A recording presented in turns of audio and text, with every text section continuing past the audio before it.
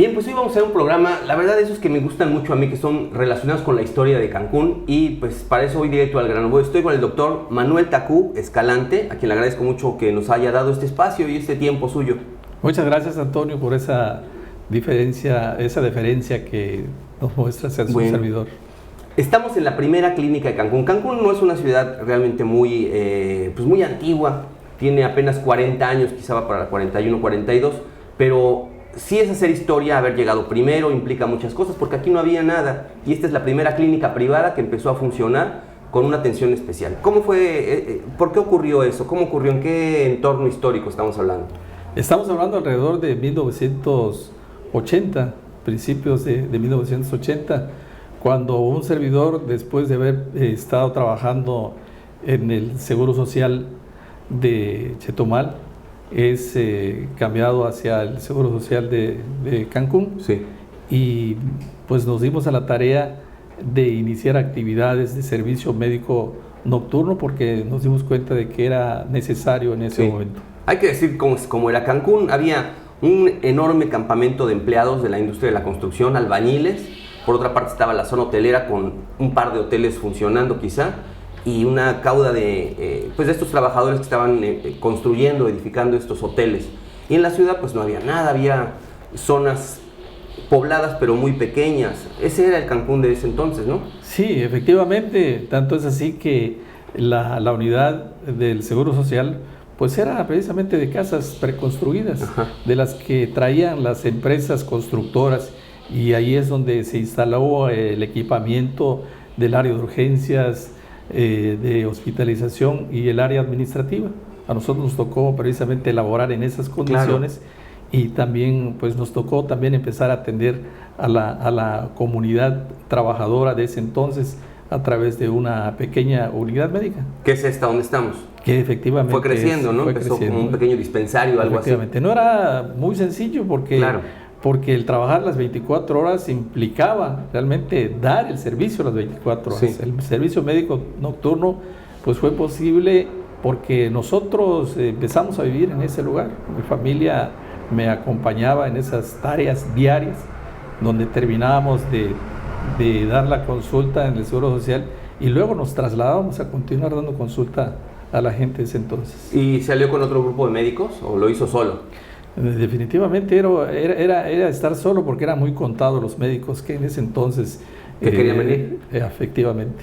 ¿Vendían empleados a trabajar a la industria turística? Sí, era lo que más les llamaba la atención y era lo que más dejaba en ese entonces. Sí. Todo el mundo, hasta el albañil más de menor categoría, ganaba muchísimo dinero. Claro. Podían darse el lujo de comprar whisky, de comprarse ropas importadas que en ese entonces eran muy baratas, y e incluso las desechaban porque les saldría mucho más barato volver a comprar que llevarlas a la lavandería. Claro, realmente no había nada en este momento, en ese tiempo.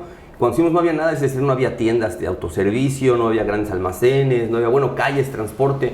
¿Cómo conseguía las cosas que necesitaba para operar Todo eso venía de fuera, definitivamente. Había también una tienda que manejaba artículos de importación. Para darte una idea de ese entonces, cuando nos llegaba alguna carta o nos llegaba algún paquete, únicamente se anotaba Colonia Puerto Juárez, domicilio conocido. Y ya preguntaban. Sí, ya sabía inmediatamente a dónde dirigirse, con solo el nombre de la persona. Con solo el nombre de la persona. ¿Cuántos niños habrán nacido en esta clínica? Porque estamos hablando también de un tiempo en el que no era muy común nacer en Cancún, era realmente una rareza. Tengo la fortuna de haber atendido a muchísimos cancunenses. Sí. Que hoy día estamos hablando de una segunda y tercera generación. Claro, tendrán 40 años el mayor. Efectivamente. Más o menos, ¿no? Efectivamente, sí. ¿Cómo surgió esta parte? Es decir, está la clínica que funciona como cualquier clínica privada, llega gente, solicita un servicio y bueno, pues hay que hacer un pago de por medio. Pero desde entonces usted tiene esta parte altruista o esta labor social.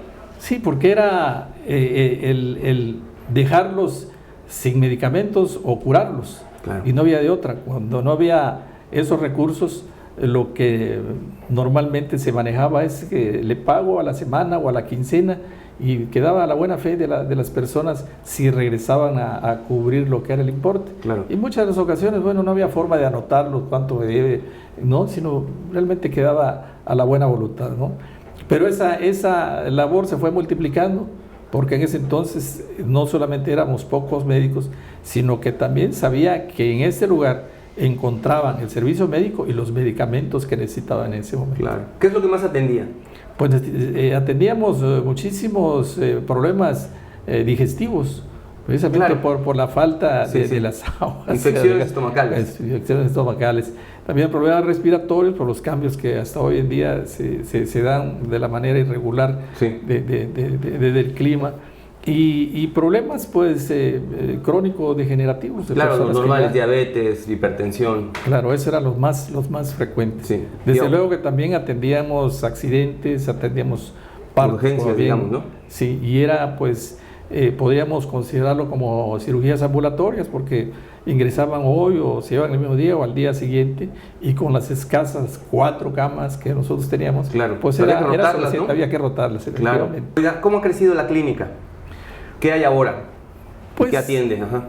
Continuamos trabajando ahorita única y exclusivamente con la consulta externa. Ya no hay hospitalización, sino que mantenemos la consulta externa y mantenemos siempre un tipo de cirugía menor, la colocación de sueros para poder recuperar al paciente lo más pronto posible. ¿Y la labor social? Pero ya no hay internamientos. Ok, ¿y la labor social sí? Y la labor social continúa, es una labor social que ahorita tenemos bajo un programa que se denomina Salud para Todos. Ajá.